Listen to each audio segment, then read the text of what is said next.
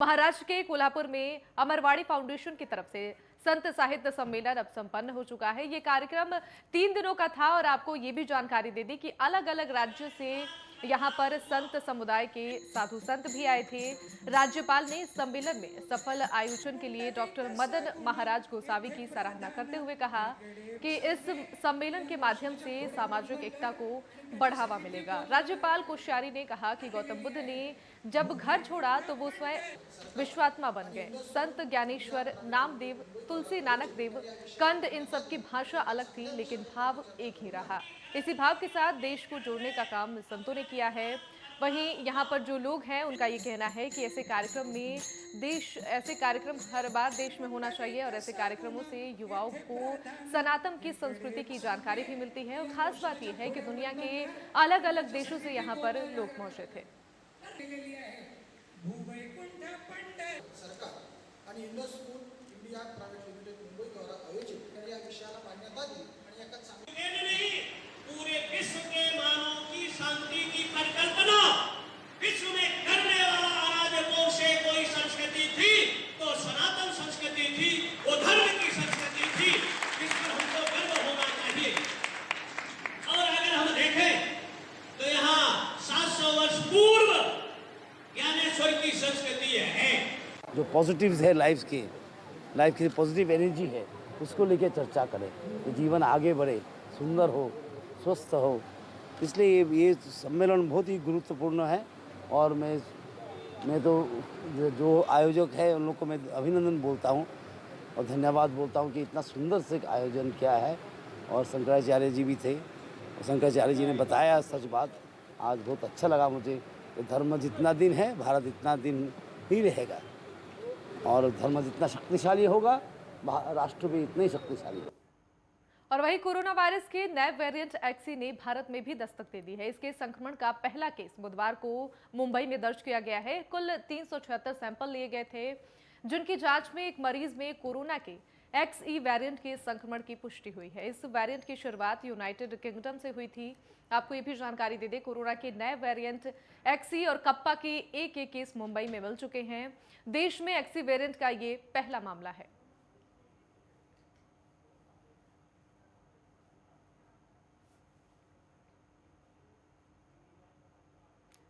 वहीं मुंबई में अभिनेत्री असावरी जोशी एनसीपी में शामिल हो गई हैं। महाराष्ट्र के डिप्टी सीएम अजीत पवार की उपस्थिति में एक्ट्रेस असावरी जोशी ने एनसीपी का दामन थामा है। असावरी जोशी ओम शांति ओम, ऑफिस और शरगिद जैसी कई फिल्मों में भी काम कर चुकी हैं।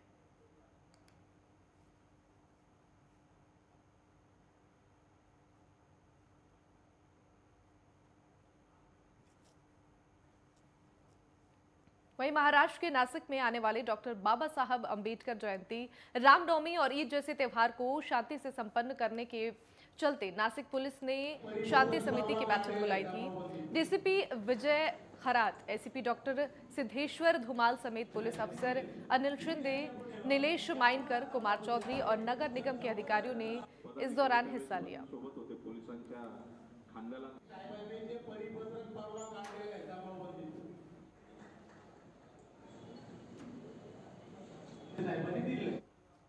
वहीं अमरावती जिले के अंजन गांव सुरजी शहर में आगामी डॉक्टर बाबा साहब अंबेडकर जयंती और मुस्लिम समुदाय के रमजान महीने को देखते हुए शहर में शांति रखने हेतु ग्रामीण पुलिस अधीक्षक अविनाश बारगल ने मार्च निकाला। वहीं इस दौरान उनके साथ कई अधिकारी और पुलिस बल भी मौजूद थे।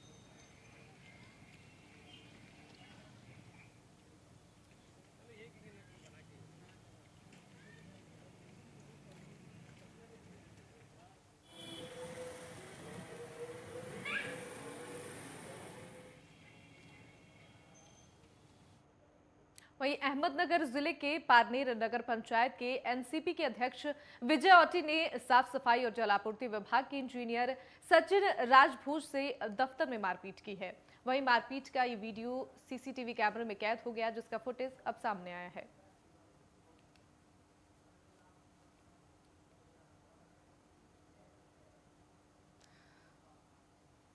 तो इंजीनियर सचिन राजभोग से मारपीट का आरोप उन पर लगा है। तस्वीरें भी उस वक्त की आपको दिखा रहे हैं जो सीसीटीवी कैमरे में कैद हुई। नगर पंचायत के एनसीपी अध्यक्ष पर ये आरोप लगाया गया है। इंजीनियर सचिन राजभोग से मारपीट का ये आरोप उन पर लगाया गया है, जिसकी तस्वीरें भी आपको दिखा रहे हैं। हालांकि पूरा मामला सीसीटीवी कैमरे में कैद हो गया और ये फुटेज भी अब सामने आ चुका है।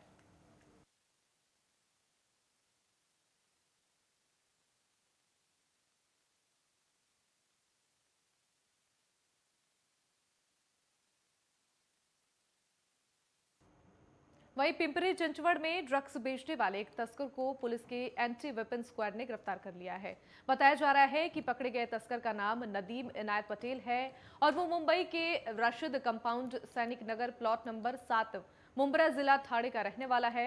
नदीम ने इससे पहले भी कई बार शहर में नशे के कारोबार को लेकर अपने ग्राहकों तक मोटी कीमत में मेफेड्रॉन ड्रग्स मुहैया करवाया था और तब से ही पिंपरी चिंचवड़ शहर की पुलिस उसकी फिराक में लगी थी।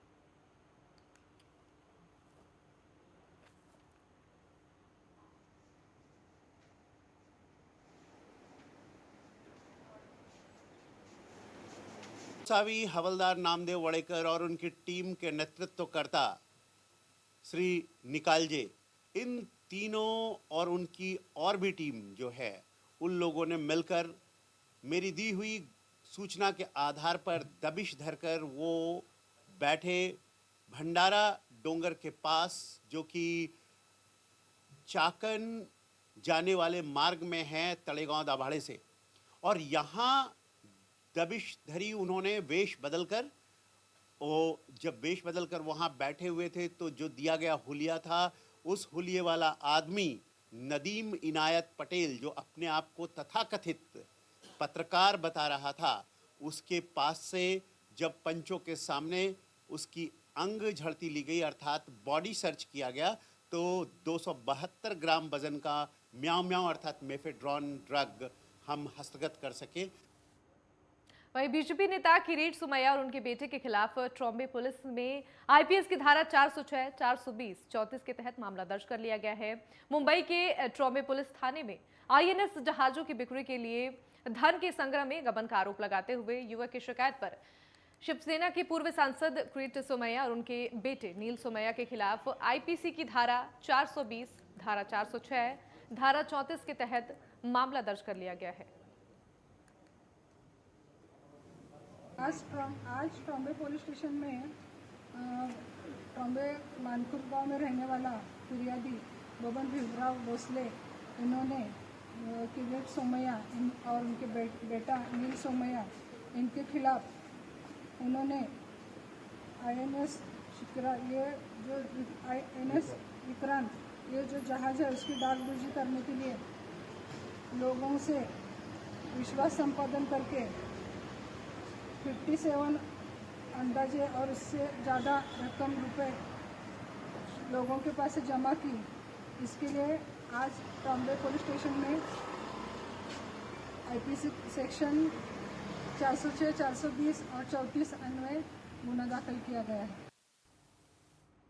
पुणे पुलिस ने किडनी रैकेट का पर्दाफाश करने के लिए एक टीम बनाई है। जानकारी दे दें कि कोल्हापुर की रहने वाली एक महिला को पैसों की जरूरत थी, जिस वजह से उसने 15 लाख रुपए में अपनी किडनी बेचने का फैसला किया था। वहीं किडनी देने के बाद महिला को सिर्फ 4 लाख रुपए ही मिल सके। वहीं पीड़ित महिला ने बाद में पुलिस का दरवाजा खटखटाया, तभी ये मामला निकलकर सामने आया है। वहीं पुलिस इस मामले की जांच में जुटी हुई है।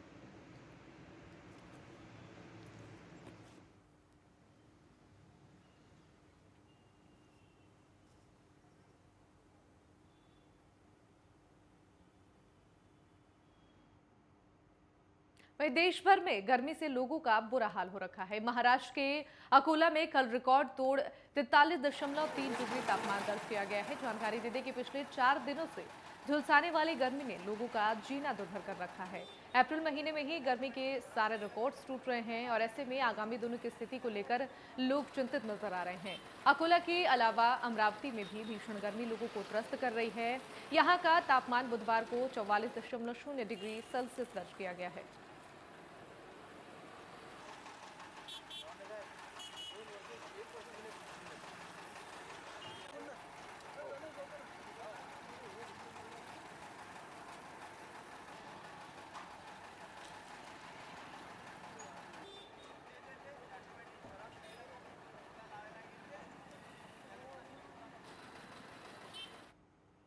और वहीं पुणे में पिछले कई दिनों से कानून व्यवस्था पर सवाल उठ रहे हैं। गुंडों ने दिन दहाड़े दहशत मचानी शुरू कर रखी है। आए दिन शहर में मारपीट जैसी वारदातें अब बढ़ती हुई नजर आ रही हैं। लोगों का घरों से निकलना भी अब मुश्किल हो गया था, जिसके बाद पुलिस अब एक्शन में आई है और कई गुंडों को भी पकड़ा है और पूरे शहर में उनका जुलूस निकाला गया है।